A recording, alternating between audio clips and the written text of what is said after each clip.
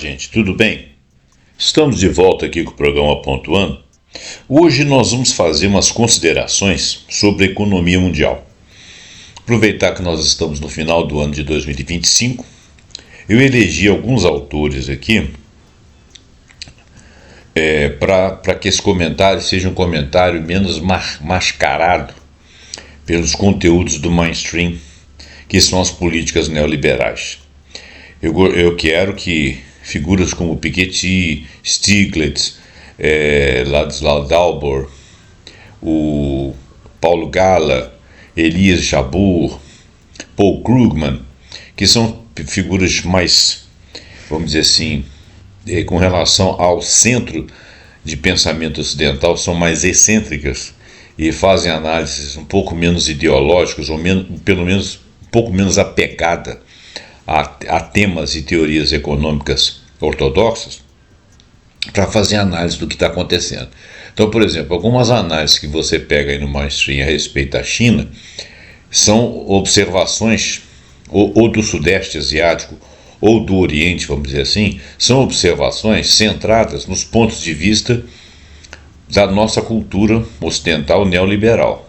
Não só culturalmente, como ideologicamente, como a forma como o Ocidente, eu digo a nossa porque o Brasil, embora seja sul global, a nossa economia tem todo um olhar ocidental.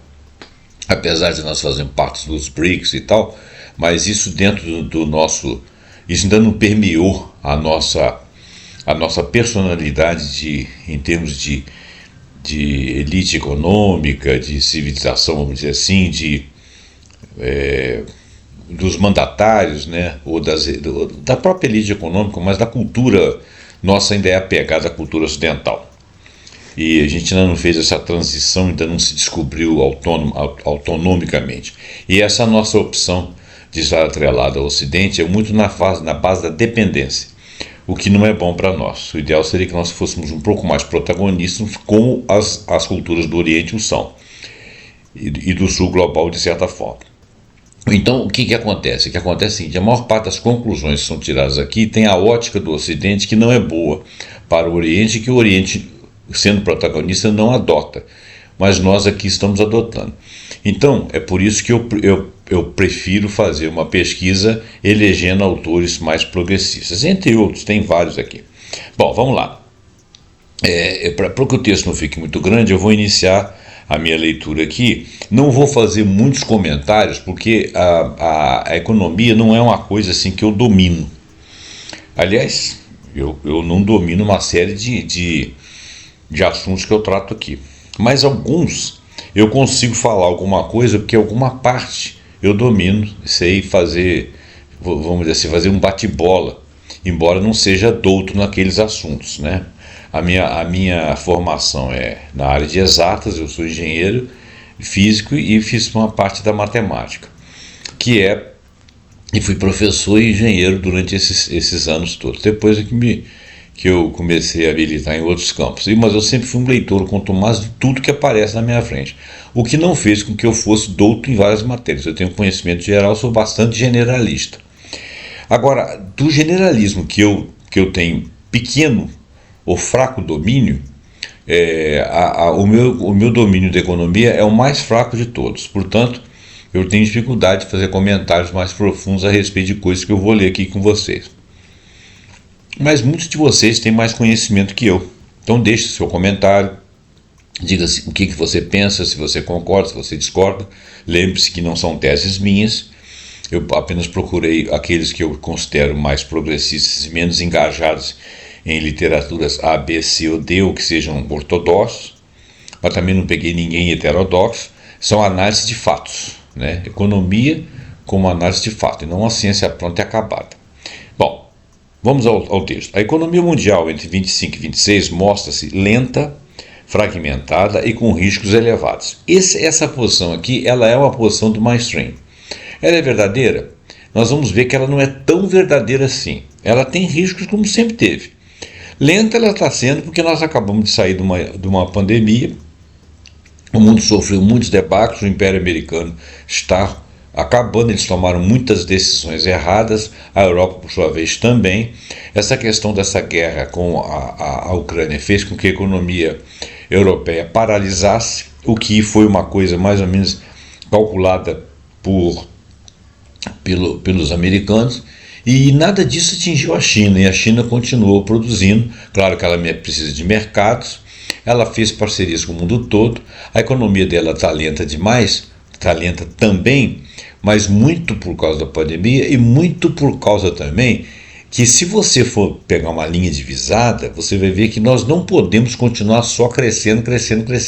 Tem uma coisa errada nesse cálculo. Esse ano nós não crescemos pouco, mas nós vamos continuar crescendo sempre, economicamente dizendo, né? Então a economia da China já fez alguns movimentos em que determinadas prioridades para nós aqui, nós que somos afiliados ao Ocidente, nós aqui do Sul Global afiliados ao Ocidente e o próprio Ocidente, temos como ponto forte, e ela não necessariamente. Nós vamos ver isso no texto.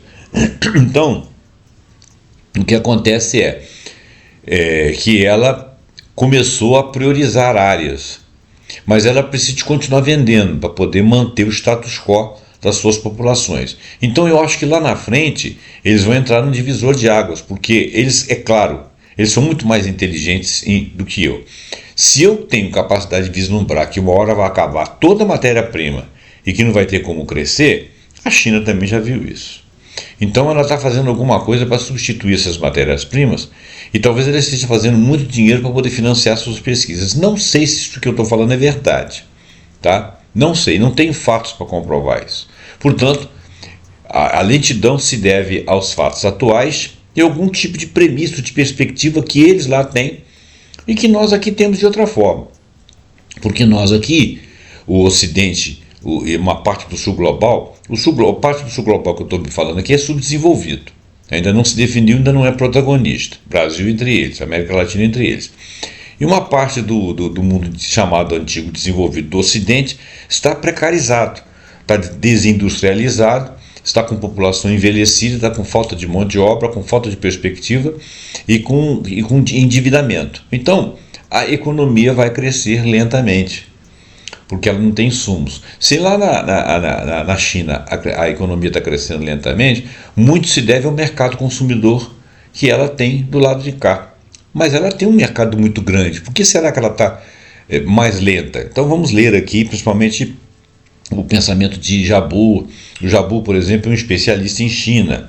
Mas entre eles, Paulo Gala, o Stiglitz, o Piketty, que eu já mencionei. Então, a economia está lenta, fragmentada e com riscos elevados. Mas não está, neste momento, em uma recessão global sincronizada à maneira como foi em 2008 e 2009. Ao invés disso, o panorama é de crescimento baixo e desigual. Economias avançadas crescem pouco, têm em torno de 1,5% anual de crescimento. Economias emergentes mantêm um ritmo moderado, mais de aproximadamente 4% para mais, e o mundo como um todo ficou travado nas taxas de crescimento históricas baixas após 2020. Essas projeções e alertas constam de relatórios recentes do FMI e do Banco Mundial. Mais uma vez, vou chamar a atenção para vocês que os insumos que fazem o FMI e o Banco Mundial acreditarem algo a um modelo de pensamento, outro modelo de pensamento, são do mainstream. Então eles ficam sempre com o modelo ortodoxo, né? Para eles, esses crescimentos teriam que ser maiores, para eles os perigos de recessão mundial são muito maiores, porque eles têm uma perspectiva diferente. Talvez nós tivéssemos que mudar alguns parâmetros, mas por enquanto os dados que nós temos são esses. Principais números e diagnósticos de fontes multilaterais. Isso é importante. O crescimento global projetado, dado por organismos do FMI de outubro de 2025, tem projetado o crescimento ao redor de 3,2%, contabilizado ao final de 2025. Quer dizer, em janeiro, fevereiro mais ou menos, nós já temos uma ideia de que o crescimento do ano foi 2025 em nível global. Aproximadamente 3,1 em 2026. É possível que não, porque 3,2 em 2025, apesar do crescimento projetado pelo FMI, parece que ele está com cara de ser menor. Mas vamos continuar. como economias avançadas crescendo perto de 1,5, e as economias emergentes e em desenvolvimento, exemplo China, um pouco acima de 4%. Olha bem, a economia da China, eu não sei se nós poderíamos chamá-la de em desenvolvimento e emergente. Eu acho que ela é uma economia já consolidada, né? O PIB deles é um PIB aí de, pelo menos, até onde eu sei, 18 trilhões de dólares, né? Quais são os riscos sistêmicos e quais são os ativos sobrevalorizados? O Global Financial Stability Report, que tem uma sigla aí, GFSR, do FMI, de outubro de 2005 também, sobre economias emergentes em desenvolvimento, analisadas pelo FMI, aponta que avaliações dos ativos estão esticadas, entre aspas, em alguns mercados e que existe complacência, criando vulnerabilidade caso ocorra um choque grande. Então, esses ativos, eles estão esticados, talvez sobrevalorizados, talvez eles não tenham esse valor. Isso é gerador de crise. Perspectiva do Banco Mundial, uma publicação do Global Economic Prospect, que são perspectivas econômicas globais. Enfatiza uma desaceleração ampla, com crescimento global mais baixo e consequências distributivas severas para países de baixa renda. Isso é uma expectativa do Banco Mundial. Então, são avaliações. Então, nós estamos diante de uma recessão? Em resposta curta, a gente diz o seguinte: hoje não há evidência consensual de que existe uma recessão global sincronizada com a maneira de 2008 e 2009 por um motivo substancial, que foi a crise dos bancos do subprime. Embora exista desaceleração generalizada, riscos consideráveis, tarifas, fragmentação comercial, choques geopolíticos, tensões financeiras. Olha bem, ao final de 2025, com tudo que aconteceu, inclusive com o cataclisma provocado pelos selos tarifaços do Trump, que modificou todas as relações comerciais e enfraqueceu todos os órgãos reguladores das políticas econômicas do mundo, é de se supor que a gente tenha fragmentações, os países sem parâmetro tendo que estabelecer mecanismos multilaterais de acordos entre si, e acordos inclusive de tarifas, e quando muito o homem lá do norte lá não modifica a sua maneira de pensar e torna o tabuleiro confuso novamente. Então, esses choques geopolíticos, essas tensões financeiras provocadas pelos posicionamentos desse player, que é o maior player, que é o player dominante, ou que se pretende hegemônico, embora ainda não seja mais, mas ele ainda se pretende, ele quer garantir a guerra comercial a seu favor, nem que seja através de uma guerra física, se for o caso. Claro que isso cria pontos regionais de fragilidade. Alguns países vão sair melhor, até por renunciar à estabilidade com eles e fazer comércios multilaterais ou bilaterais com outros players, e alguns outros não vão ter com quem conversar, porque dependem dessa central de negócios aí. Ou depende muito da China, ou depende muito dos próprios leões do norte lá, do império. Então o mundo convive com um crescimento baixo, vulnerabilidades financeiras que podem, em cenários adversos, resultar em crises regionais ou até crises continentais. O Banco Mundial, o FMI, alerta para uma escalada de tensões comerciais, choques de energia, correções de avaliação, podendo empurrar uma recessão mais ampla.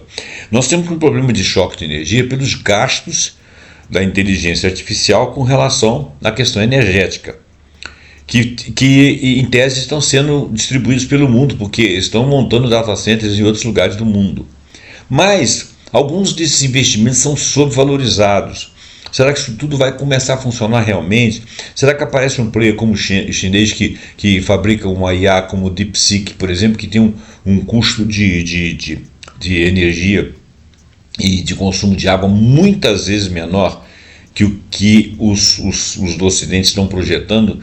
Impensadamente, é o que pode se supor, porque eles estão fazendo grandes investimentos bilionários em coisas que de repente vão ser traduzidas tecnologicamente com um outro formato ou com menos custo agregado, e portanto a obra já ficou cara, né?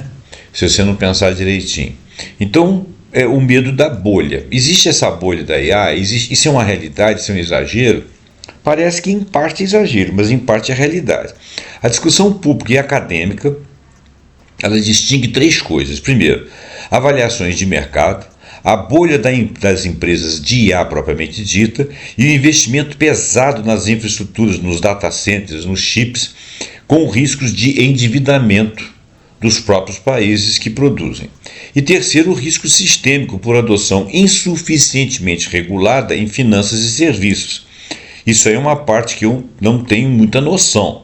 O que é o risco sistêmico de uma adoção insuficientemente regulada em finanças e serviços? Seria a IA estar trabalhando dentro de agências ou dentro de fintechs e sem uma regulação apropriada, ou sem se conhecer como que aquilo trabalha, como que é a ciência daquilo, qual que é o retorno, qual que é a verdade sobre o que está sendo discutido ali, sobre se não estamos reproduzindo erros. Outro dia descobriram, por exemplo, num relatório muito importante, descobriram um erro que a IA se baseou numa fala da década de 70 ou 80, em que a premissa era falsa. E essa premissa ela foi discutida muito tardiamente como falsa, e como a IA levou em consideração aquela premissa, algumas dos seus pareceres vieram a partir daquilo ali. E ainda bem que foi um erro, né? Eles foram atrás e viram lá que eles tinham que corrigir aquele erro. Por isso que existem trabalhos, mundo afora, de corretores humanos dentro de projetos que a IA produz. Então, a inteligência artificial ela não é nem artificial e muito menos inteligente, né?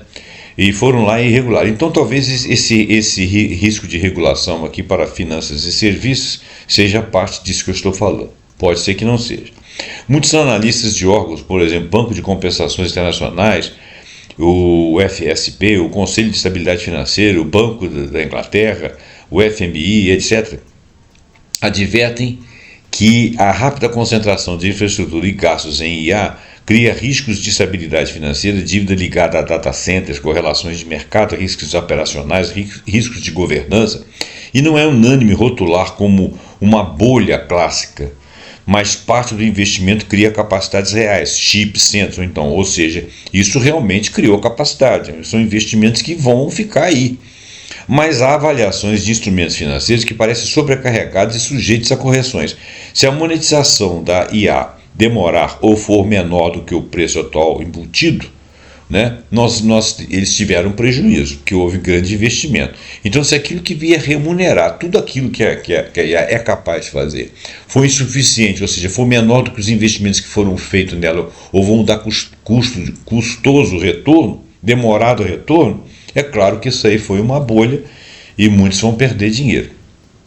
O Paul Krugman, ele tem sido cauteloso, ele adverte que a Reserva Federal não pode simplesmente salvar um setor tecnológico inflado sem custos, o que uma correlação tecnológica ampla poderia ter implicações macroeconômicas. Isso coloca a possibilidade de uma correção significativa como risco real para a economia norte-americana e para a economia global. Conclusão sobre a IA. Não é consenso que exista uma bolha, única e universal. Há sinais de sobrevalorização, mas em parte do ecossistema ligado à IA. Startups, avaliações, dívida para infraestrutura, que de repente não é tão grande, não deveria ser tão grande assim, riscos financeiros que autoridades internacionais estão monitorando, mas que ainda não tem uma visão clara, porque nós estamos no meio de um processo. Esse risco financeiro, ele pode realmente detonar uma crise, mas ela seria uma crise mais localizada. Economia do Oriente, a China como carro-chefe. Olha, a China mantém-se central para o desempenho global nos mercados emergentes. As projeções do Banco Mundial e do FMI para 2025 situam o crescimento chinês em torno de 4,8% a 5%. Isso são projeções para 2025. Mas tem sinais contraditórios. Exportações e indústria têm sustentado o crescimento, enquanto o consumo interno e setor imobiliário continuam fragilizados. O que eles não sabem é que o consumo interno chinês é regulado para não ser o máximo. Então, pela ótica do Ocidente, o consumo interno da China está baixo, isso aí sacrifica o crescimento deles. Para os chineses, isso aí é uma estratégia de trabalho. A questão do setor imobiliário é uma questão que eles estão tentando deslocar o foco, nós vamos falar disso daqui um pouquinho. Então, essa fragilização que eles veem nesses dois setores são modelos de trabalho que os chineses já entenderam, já absorveram e estão trabalhando com essas dificuldades ou com essas referências, que para nós aqui é problema, para eles não é. Eles estão administrando isso. É importante ver isso aí, porque a nossa análise daqui para lá pode nos dar uma dimensão, né? É como se você falasse assim, puxa vida, né? Vão fazer aquela mulher usar um véu. Vai criar um maior problema, ela vai ficar depressiva, porque afinal de contas as mulheres gostam de exibir sua beleza, gostam de usar maquiagem, gostam de usar cabelo e tal. Só que você se esquece que você está falando de uma outra cultura. E de repente ela não quer usar maquiagem, não quer usar nada, ela quer usar o véu. Né? Ah, mas isso aí é inconcebível. Olha, não dá para dizer que é inconcebível. Né? Nós temos aqui no nosso próprio país aqui opções que as pessoas fazem que você fica boquiaberto. Então, não é por aí. O governo usa medidas fiscais e subsídios temporários para sustentar a demanda, mas a transformação estrutural, redução do papel de investimento imobiliário e reequilíbrio para consumo e serviços se enfrenta barreiras e limitações fiscais locais. Olha, eu não acho que o governo chinês usa subsídios para sustentar a demanda, tá? Eu não acho isso. Eu acho que isso é uma expectativa nossa. A maneira como eles fazem investimentos com a questão fiscal, que eles fazem investimento com dinheiro que é pago fiscalmente, vamos dizer assim, ou seja, cria os seus erários, cria os seus orçamentos, não é necessariamente para sustentar uma demanda. Nós é que estamos vendo como sendo assim. Outros países do leste asiático, sul da Ásia, a Índia e alguns países do sudeste asiático têm apresentado resiliência, quer dizer, a capacidade de tomar cacetada e se levantar, e crescimento relativamente robustos, mas depende de fluxos comerciais e cadeias globais que estão sendo reconfiguradas pela política comercial e por realinhamentos de tarifas, já que se balançou o quadro de tarifas mundial. Interpretação à luz de Elias Jabbour e de Ladislas Dalpor. Autores como Elias Jabbour, que estudam o projetamento e a forma singular da economia chinesa, destacam que a China mistura planejamento estatal, investimento público e capacidade industrial para gerar autopropulsão econômica. Isso se diferencia de modelos de puro mercado, tá? E isso para eles não é subsídio. Eles não estão subsidiando demanda nenhuma. Inclusive, eles não acham que exista uma demanda que deva ser subsidiada. Nós vamos ver isso aí. Jabbour aponta o papel do Estado e a estratégia do Sul Global, BRICS, na recomposição geopolítica e econômica. Por quê? Porque eles têm uma forma de pensar diferente. Eu não estou dizendo que é melhor, estou dizendo que é diferente. Ladislas Dalpor enfatiza que o mundo enfrenta perdas provocadas pela desregulação e pelo esvaziamento de funções públicas, e defende políticas que venham resgatar a função social da política e da economia, algo que, segundo ele, a China teria operacionalizado em larga escala em setores estratégicos e que nós não temos capacidade de avaliação, porque nós temos o nosso modelo na cabeça. Então, quando eles fazem investimentos numa determinada área, para nós soa como subsídio, nós não sabemos que aquilo ali é um projeto. Essas leituras ajudam a explicar por que a China pode ter margem de manobra diferente das economias que seguem estritamente a agenda neoliberal. Isso é o óbvio para mim. E eu que não sou economista e que entendo muito pouco desse troço. Importante salientar o que os estudiosos da China, Elias Jabbour, por exemplo, enfatiza sobre as questões levantadas pelos economistas e pelos organismos ocidentais da China sobre a China, a saber, primeiro, Elias Jabbour vê a crise imobiliária chinesa não como a da Evergrande, né, que foi uma crise que teve lá, não como um colapso capitalista, mas como uma oportunidade estratégica do Estado socialista, que eles se presumem ser, para regular o mercado, combater especulação e reduzir aluguéis e implementar prosperidade comum, transformando o setor para focar em moradia e setores estratégicos, como energia verde e semicondutores, priorizando o povo sob o interesse financeiro e promovendo uma intervenção estatal forte, diferentemente do Ocidente. Né?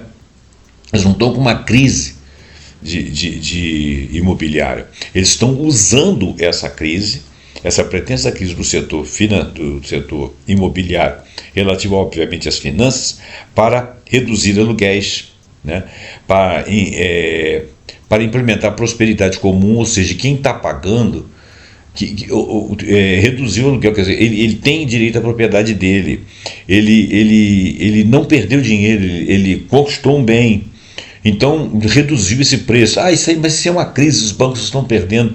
Não, os bancos lá não se baseiam em empréstimo, não se baseiam em juros, eles se baseiam em participação, em lucro, né? Então essa crise imobiliária aqui, ela não é uma crise que atingiu todo mundo e as pessoas ficaram, como a forma foi aqui no Ocidente, que elas ficaram sem casa para morar e continuaram tendo que pagar. Não foi nada disso, né?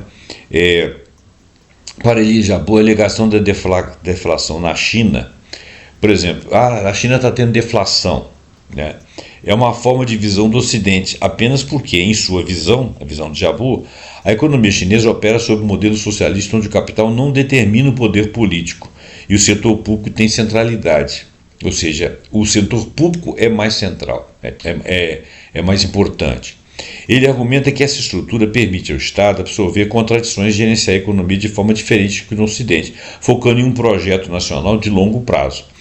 Portanto, a chamada deflação nesse momento ela não é um problema ou é visto como tal, mas ela é um processo que já estava estudado e já estimado e que está em procedimento. Aos nossos olhos, a deflação deles é um problema, porque se nós tivermos deflação aqui é um problema. Para eles, nós estamos trabalhando com essa deflação. Ela é esperada e ela é rentabilizada.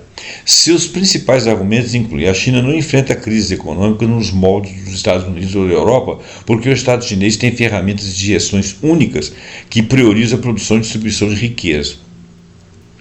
A crise, ou então, por exemplo, quando você vê que de um determinado setor está saindo riqueza para outras classes, isso aí é um projeto deles. Aos nossos olhos é uma perda de que o carro está destrambelhado, é como se o poder econômico estivesse se dissolvendo. Para eles isso não existe, eles não querem esse poder econômico na mão de meia dúzia. Eles querem distribuição entre as classes, porque eles não querem ter problemas, né? E isso eles chamam de socialismo. A crise ou desaceleração, frequentemente alardeada pela mídia ocidental, é, na verdade, um processo de transição, olha bem, que é o que eu falei agora mesmo, é um processo de transição para uma economia continental pós-industrial e não um sinal de fragilidade das bases econômicas. Por que uma economia continental pós-industrial?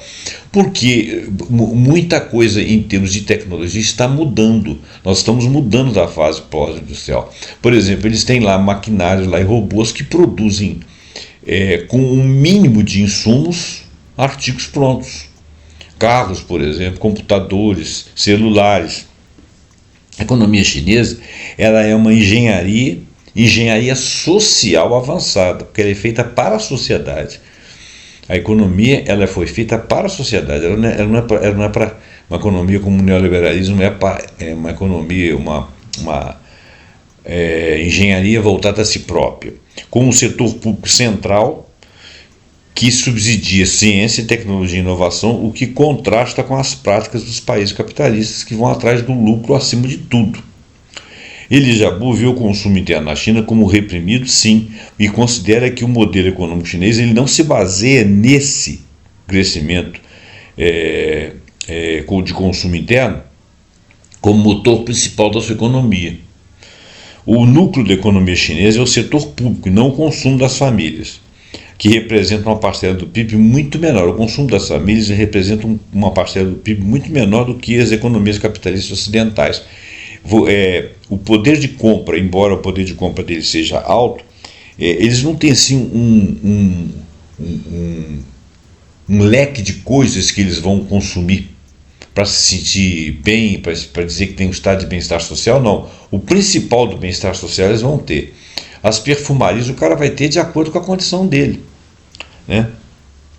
Então, Jabbour argumenta que o segredo do modelo chinês repousa no sistema político que mantém baixos salários, sim, e veta políticas de bem-estar social abrangentes, ou seja, com parâmetros excessivos, resultando em um consumo interno que permanece aquém do potencial que poderia atingir, para eles justificadamente, porque o investimento e o maior PIB para eles é o setor público, porque o setor público gera infraestrutura para o país continuar bem e crescendo, né? Por exemplo, se você não produzir energia, você não pode produzir carro elétrico, você não pode ter data centers. Então, e a energia é um setor estratégico de infraestrutura. Então, ele prioriza a infraestrutura para crescimento, né? Inclusive, o crescimento deles é projetado de tal forma que o indivíduo esteja num local e lá ele permaneça. Não que ele não possa crescer, que ele não possa pegar outros rumos. É porque ele não vai conseguir fazer isso se ele começar a inchar outras cidades e sair aleatoriamente pelo país. Isso é muito bem coordenado, porque lá é um país continental com 1 bilhão e 300, quase 400 milhões de habitantes. Se houver um deslocamento em massa para as grandes cidades que lá existem, você vai ter um problema social elevado, porque é uma massa muito grande de pessoas. Então, o indivíduo que está no campo, o que ele precisa para permanecer lá? Porque o campo produz. Então, é investido para que ele permaneça lá, para que ele tenha o ganho dele e ele tenha o bem-estar social, ele tem o celular dele, ele tem o contato com o resto do mundo, chega a ter eles produtos, chega a ter eles tecnologia, refrigeradores, todos os insumos para a pecuária, para a agricultura, como um país desenvolvido, né? Então, eles não têm assim. A abordagem de desenvolvimento da China prioriza grandes ativos públicos, o investimento em infraestrutura, inovação tecnológica, com o setor privado subordinado a esses objetivos estratégicos, em vez de estimular um consumo individual massivo e excessivo como motor de crescimento e uma satisfação popular ilusória quanto ao desenvolvimento. Porque quando você começa a ter, tudo bem que o Brasil passou por uma fase em que as pessoas começaram a ter um mínimo, e esse mínimo melhorou o consumo da nação, melhorou a condição de empregabilidade e de bem-estar.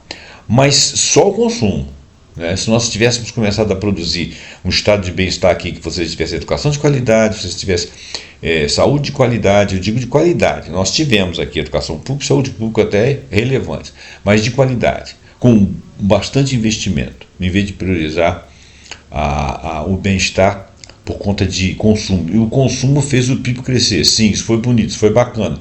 Muita gente saiu da miséria, tá? Mas o Brasil precisava de crescer. A China, por exemplo, ela pode parar de crescer, mas nós não podemos. Nós temos que continuar crescendo, infelizmente. Porque nós temos pouco insumo aqui dentro. A gente tem que ter mais estrada, a gente tem que trocar o modelo de transporte, nós temos que adquirir tecnologia, temos que começar a nos industrializar, a produzir bens agregados aqui dentro, inclusive para competir lá fora, para a gente poder ter uma estabilidade, né? Então, quer dizer, só o consumo, só o crescimento com base no consumo é ilusório, porque amanhã acontece alguma coisa, você perde essa capacidade, você perde tudo que você conquistou. Não, nós temos que ter petróleo, sim, temos que vender óleo crudo, sim, mas nós temos que ter refinaria, nós temos que ter distribuição, assim como na energia elétrica nós temos que ter linha de distribuição, tudo isso é crescimento, e o Brasil tem competência para fazer isso, sabe por quê? Porque já fez. Dados recentes de dezembro de 2025 indicam que a confiança do consumidor permanece baixa. Os consumidores optando por produtos mais baratos mostrando cautela devido a preocupações com a segurança no emprego com crise imobiliária, o que corrobora a visão de consumo contido. De fato, eles não têm mantido o otimismo do consumismo a toda a prova, não. Eles são extremamente comedidos, mas vivem muito bem. Não existe lá um pessimismo. Essa ideia de fim do mundo é uma coisa do lado de cá, não é uma coisa do lado de lá, não. Eles descobriram a roda outra vez. Bom, mas tudo tem limite, né? Não pode continuar crescendo, porque uma hora vai ter que parar. Economias periféricas, quem sofre mais? Olha, vulnerabilidade elevada. Muitos países periféricos de baixa renda enfrentam taxas de crescimento baixas, muito baixas. Elevação do endividamento público e do endividamento privado, custo de financiamentos mais altos dependendo da moeda e do perfil do credor, o Global Economic Prospect e o relatório de estabilidade financeira global mostram que o aumento do endividamento público e corporativo e a concentração de investidores em poucas classes podem tornar esses países sensíveis a fugas de capital e choques de taxa. Por quê? A explicação é o seguinte: o aumento de endividamento, somado à concentração de investidores, eleva a sensibilidade de um país a choques. Por quê? Amplifica a percepção do risco e reduz a resiliência financeira daquele país. Então, essa combinação torna a economia vulnerável a movimentos rápidos e sincronizados de retirada de capital. Porque o capital que está investido lá, ele começa a sentir instabilidade, ele sai, aí ele cria um buraco. Porque ele é necessário para o funcionamento. Elevado endividamento. O que o endividamento faz? Um alto nível de dívida pública e corporativa aumenta as preocupações com a solvência do país. Se o país se tornar insolvente, os bancos não conseguem pagar o dinheiro que você investiu ali, ou das empresas, o que eleva o risco de um calote em momentos de crise. Então o cara perde o capital dele, que é aquele capital é absorvido para as necessidades do país. Sensibilidade a choques de taxas. Com mais dívida, o custo de serviço de dívida aumenta significativamente, porque aumenta o risco, então você tem que pagar mais juros. Quando as taxas de juros então vão subir, pressionando ainda mais as finanças públicas e as finanças privadas, aumenta o endividamento. Concentração de investidores. Se poucos investidores detêm a maior parte dos ativos, ou seja, do capital, suas decisões de investimento têm um impacto desproporcional no mercado. Eles podem mover para um lado ou simplesmente sair, né? E risco de fuga de capital. Em um cenário de incerteza como essa que falamos aí atrás, a retirada simultânea de grandes volumes de capital por um grupo concentrado de investidores numa determinada classe pode desestabilizar rapidamente o mercado financeiro e ferrar com a taxa de câmbio. Então, é por aí. Perspectivas para o canal. Queda de demanda externa. Se a China desaquecer mais, porque o desaquecimento da China atualmente ele está sendo mantido nesse patamar, porque a China está sabendo que alguma coisa está acontecendo. Então ela diminuiu, mas ela ainda está com 5%. Nós aqui estamos para baixo, o Brasil não tanto, mas o resto do mundo aí está para baixo de 1%, ou 1% e 1,5%. Um aumento de tarifa, comércio fragmentado, maior custo dos empréstimos. Caso haja aversão global ao risco, por exemplo, o custo dos empréstimos começa a ficar alto. Danifica exportações de commodities e importações de capital. Em contraste, algumas das economias emergentes ou economias em desenvolvimento com políticas que chamam-se macroprudentes e reservas sólidas e mercados domésticos mais desenvolvidos mostram um pouco mais de resiliência. Então, vai haver uma queda de demanda externa e um custo maior de empréstimos. Isso por si só é um pouco de insegurança global. A retração, olha, contração setorial e regional, sim. Não se vê uma retração global uniforme, mas há retrações setoriais e regionais. O setor imobiliário chinês, certos segmentos industriais ligados a ciclos de investimento e regiões exportadoras dependentes de mercados enfraquecidos já sofrem. Mais uma vez eu vou falar, o setor imobiliário chinês ele não cria problema extra-China.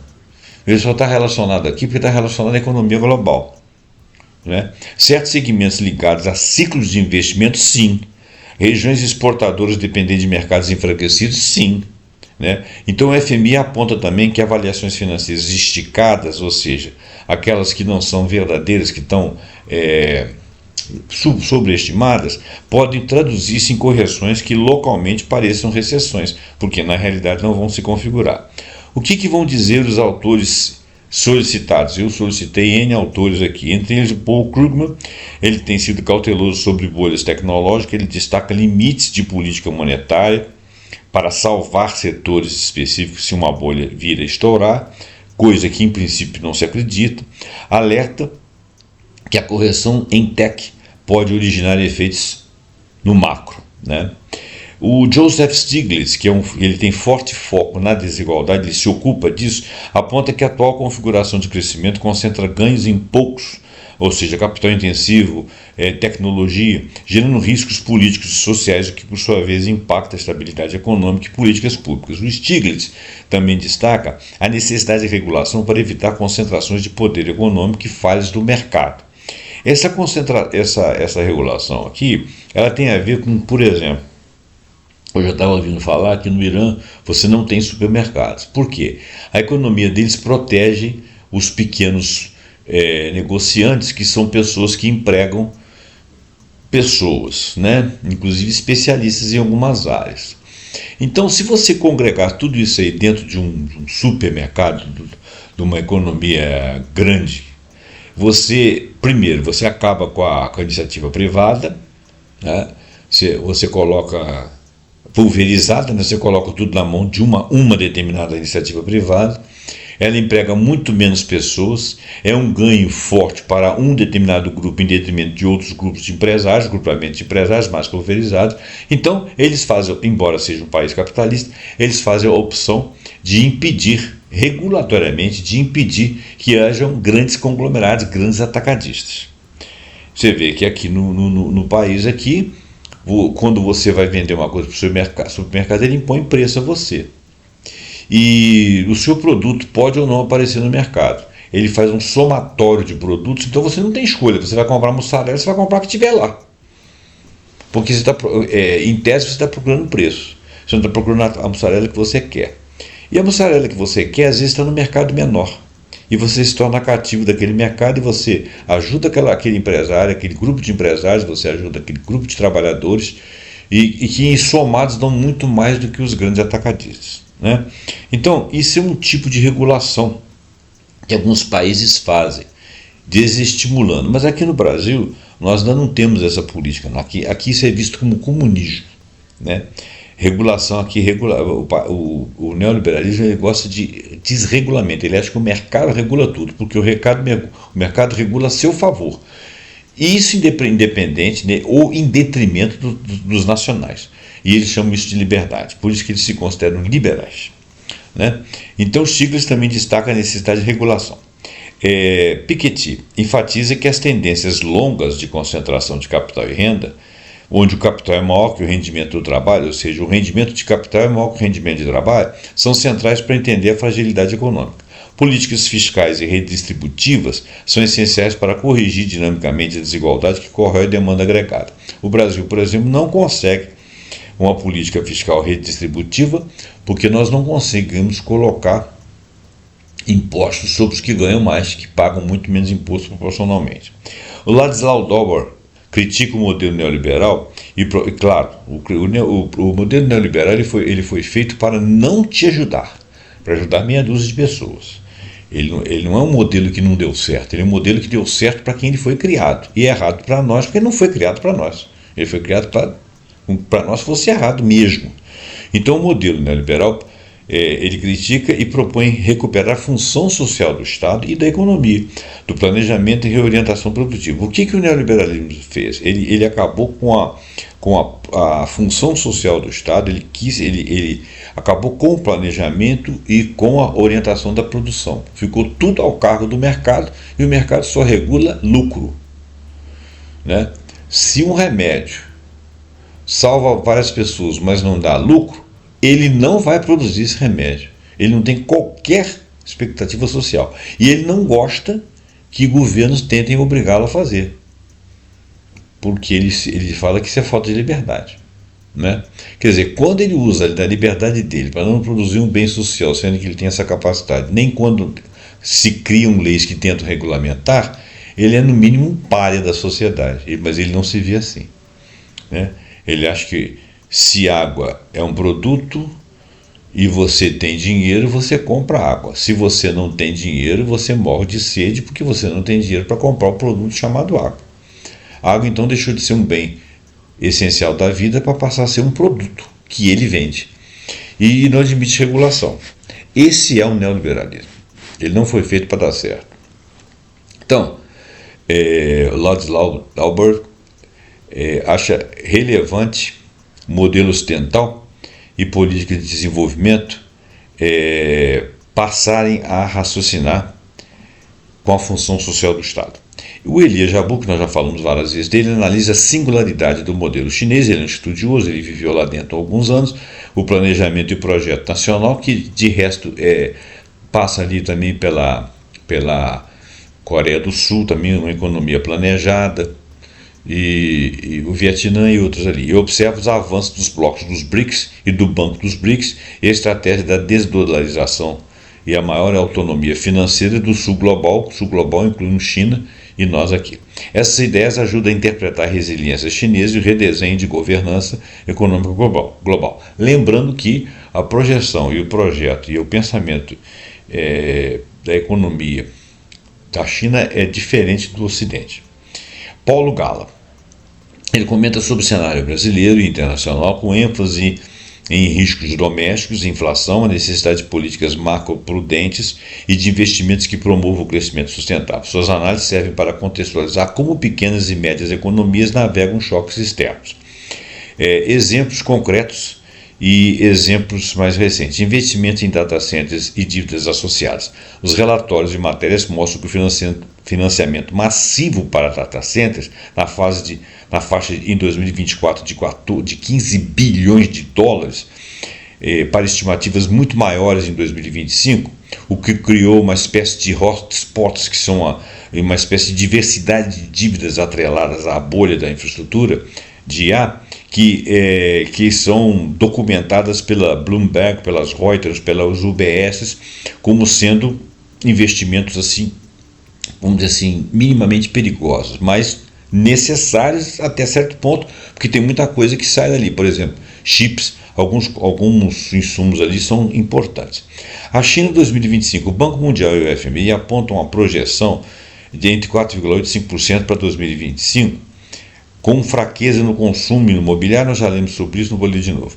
Risco de mercados emergentes. O relatório de estabilidade financeira global de 8 de outubro de 2025 mostra que a dívida soberana, que são dívidas das economias emergentes do Estado, cresceu, mas a estrutura mercado doméstico versus mercados externos determina alguma resiliência. Então existem vulnerabilidades, elas persistem, mas os riscos não são tão grandes. O que significa para políticas públicas para o futuro próximo? Olha, política macroprudente de coordenação internacional, dado o risco de correção de ativos e contágio, é necessário monitoramento intenso. O BIS, o FSB, o FMI, instrumentos macroprudenciais são direcionados e se ocupam disso. E sempre estão avisando. Investimento produtivo versus investimento especulativo. Priorizar investimento que gere produtividade. Infraestrutura humana, educação, indústria, ao invés de apenas capital financeiro. São chamados hypes, né? O entusiasmo exagerado nas tecnologias e investimento demasiado nisso. Autores como Dalber e Piketty recomendam políticas para redirecionar o ganho de produtividade para emprego e para demanda. Regulação da IA e governança. A adoção ampla de IA exige regulação específica, governança de dados, avaliação de modelos, supervisão de fintechs, né, para mitigar riscos financeiros e sociais. Os organismos internacionais de compensação financeira e estabilidade financeira, tais como o BIS, FSB, Banco da Inglaterra, FMI, vêm enfatizando isso aí. Políticas fiscais e combates à desigualdade. Para preservar a demanda agregada e evitar riscos políticos, autores como Stiglitz e Piketty defendem medidas fiscais progressivas, ou seja, que peguem os de maior ganho, né? Os bilionários, milionários. Quando eu falo de ricos, é muito rico mesmo, tá, gente? É coisa de mais de 100 milhões de reais, né? Regulação concorrencial e investimentos públicos direcionados. Uma resposta curta às perguntas: como anda a economia mundial? Olha, crescimento baixo e desigual, riscos elevados em recessão global sincronizada, hoje, pelo menos, com potenciais gatilhos para crises regionais. Diante de uma recessão, não. Globalmente sincronizada, não. Há uma certa desaceleração e existem vulnerabilidades que podem levar a recessões localizadas, já falando isso N vezes. Bolhas de IA é realidade? Há componentes de sobrevalorização e risco financeiro, sim, associados ao boom da IA. Valuações, dívidas e infraestrutura. Quer dizer, aquilo que é valorizado em termos de produto dentro da IA. E está exagerado, sim, mas também há investimento real em capacidades produtivas, que coisa que vai ficar aí. O risco é significativo, mas ele tem sido monitorado. Como está a economia Oriente-China? Central e parcialmente resiliente, com crescimento moderado, mas fragilidades no consumo imobiliário e políticas públicas tentam sustentar a demanda. Vejam bem,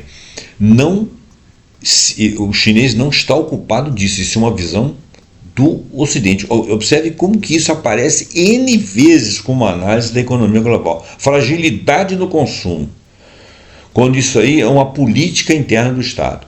E a questão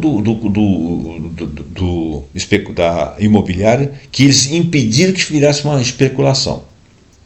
No entanto, especialistas em economia chinesa, como Elie Jabbour, por exemplo, nos diz que a régua do Ocidente não se aplica à China. Como ficam as economias periféricas? obviamente mais expostas, crescimento baixo, dívida elevada até certo ponto, em muitos casos sensíveis a choques externos até certo ponto. As economias estão começando a ficar um pouco independentes, até porque houve uma desorganização mundial aí pelas práticas da União do Norte. Então houve acordos bilaterais que foram favoráveis e que as pessoas saíram melhores do que nos acordos anteriores, que é uma coisa que ainda vamos avaliar no futuro, né? Houve muita resiliência e tivemos buffers de estoque de recursos usados para absorver choques, gerenciar volatilidade, estabilizar sistemas econômicos contra flutuações inesperadas e mercados domésticos sólidos. Algumas coisas sobreviveram. Bom, nós temos aqui um sem número de relatórios e de fontes principais de consulta, muitas delas ligadas aqui à maneira de pensar do Ocidente, mas tivemos autores como Jabu, como Ladislau, como Paulo Gaia, como Gala, como o Paul Krugman, o Stiglitz, o Piketty, uma outra moça que eu não consigo lembrar o nome, que falam sobre desigualdade, redistribuição e implicações políticas de outra natureza. Muito bem, gente, então essa é uma visão global daquilo que nós temos do chamado panorama da economia mundial agora no final do ano de 2025, né? Então eu vou finalizar esse programa, espero que você tenha gostado, deixe seu comentário, se você achou que falei alguma impropriedade, alguma coisa que poderia ser discutida, deixe no comentário, de forma educada naturalmente. Já falo pela segunda vez, pela enésima vez, não sou douto nesse assunto, e de todos os assuntos que eu não sou douto, esse é o que eu menos sou douto. Então, certas particularidades eu falo en passant, falo de maneira genérica, porque tenho baixo conhecimento. Mas quis trazer isso aí para vocês, para gerar discussão, para vocês visitarem esses autores, para vocês se ilustrarem e trazerem para nós aqui algum feedback. Muito obrigado, até o próximo programa pontuando com algum assunto que nós acharmos muito interessante e até lá.